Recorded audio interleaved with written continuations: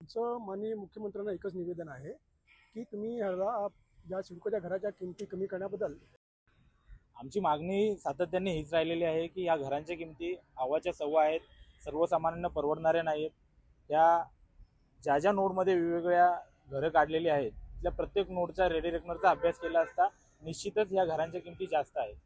त्याचप्रमाणे आम्ही माहिती अधिकारामध्ये जी माहिती मागवलेली आहे त्याच्यामधून आम्हाला मिळालेली घरांची कन्स्ट्रक्शन कॉस्ट आणि घरांसाठी दिलेल्या बिल्डरला निविदा, त्यामध्ये आलेले वर्क ऑर्डर कार्यादेश, त्याच्यामधील घरांचा जर का आपण प्रति स्क्वेअर फूटचा विचार केला तर निश्चित 2600 आणि 2400 असे दर मिळालेले आहेत. तरी ह्या दृष्टिकोनातून आपण विचार केला तर घरांच्या किमती कमी होणं अत्यंत गरजेचं आहे. परंतु आज आम्ही देवाभाऊंना बॅनरच्या माध्यमातून एक निवेदन देऊ इच्छितो की घरांच्या किमती कमी होण्यासंदर्भात लवकरात लवकर बैठक घेऊन लवकरात लवकर निर्णय घ्या तुम्ही, आणि हा निर्णय फक्त तुम्हीच घेऊ शकता. त्याच्यामुळे आम्ही आज हे बॅनर लावून निवेदन दिलेलं आहे. निश्चित याची दखल घेतली जाईल आणि येणाऱ्या काळामध्ये आम्हाला घरांच्या किमती कमी होतील.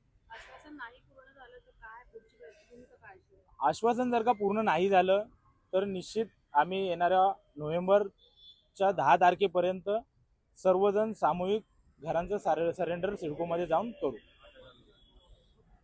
आमचं माननीय मुख्यमंत्र्यांना एकच निवेदन आहे की तुम्ही ह्याला ज्या सिडकोच्या घराच्या किमती कमी करण्याबद्दल सकारात्मक दृष्टिकोनातून पाहावं. कारण म्हाडाच्या ज्या घरांच्या किमती आहेत त्या फारच किफायतशीर आणि सर्वसामान्यांना परवडणाऱ्या अशा आहेत आणि जेणेकरून म्हाडाच्या घरांना जास्त पसंती आहे आणि त्याला एका घराच्या मागे जवळ 500 ते 1000 म्हणजे ॲप्लिकेशनची त्यांना रीग लागलेली असते आणि त्याला डिमांड जास्त आहे.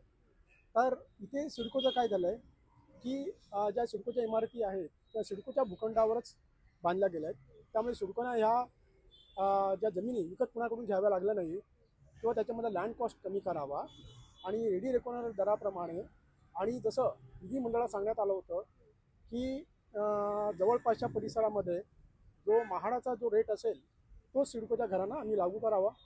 त्या आश्वासनाची शासनाने पूर्तता करावी आणि सगळ्यांना ही दिवाळीची एक आनंदाची बातमी द्यावी हे निवेदन आहे.